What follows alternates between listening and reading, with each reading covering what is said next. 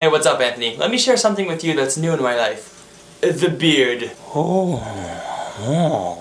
Responses from my friends have ranged from "it looks good on you" to "you look like Satan." So, it's a gamble. A gamble I'm probably gonna shave very soon because I miss having a baby face.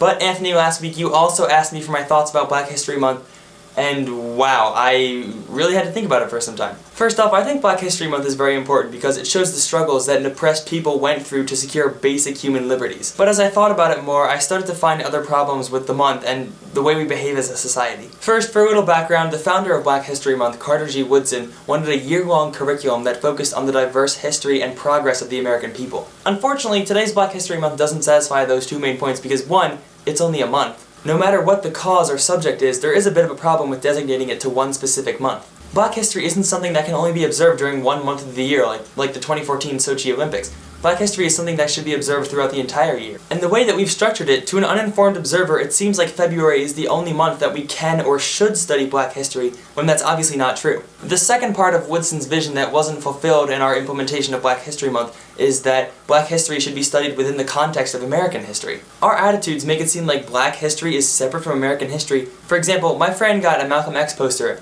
because he loved Malcolm X, and when he put it up, a bunch of people of all races told him, "Oh, you can't love Malcolm X, you're white." Now, I can understand this argument, Anthony, because white people probably can't connect to Malcolm X the way that black people, who have experienced the things he's talked about, can. The truth is that I don't know what it feels like to be black, and I never will. I'm a white heterosexual male, and I don't know what it's like to experience consistent bigotry for something that's out of my control.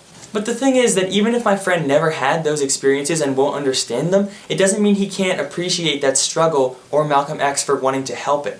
When people say things like, "Oh, you can't like Malcolm X because you're white," that really just perpetuates the "they're different from us" mentality that is not what we want for an integrative society that treats people equally regardless of race, religion, gender, sexual orientation, political belief, or any other categorization. And changing the name or meaning of the month won't really help anything out because the problem is with the way we interpret and act on differences like skin color.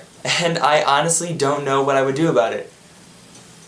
These are really tough questions, and that's why people often don't talk about them. But I can say that if G Woodson looked at the way that we see Black History Month and the way we treat each other, he probably wouldn't be too happy with it. And as I'm sure you know, we live in a society that just half a century ago treated black people like subhumans, and to an extent there are still lots of people who act like that. Honestly, I think the only way we'll ever free ourselves from these prejudices is if we have the time to practice values like tolerance that will allow us to transcend into some sort of ultra-tolerant, amazing society like heaven or Norway. Those are my thoughts, Anthony. Also, did you know that February is National Bird Feeding Month? So if there's a recorded instance of a really famous black guy feeding a bird,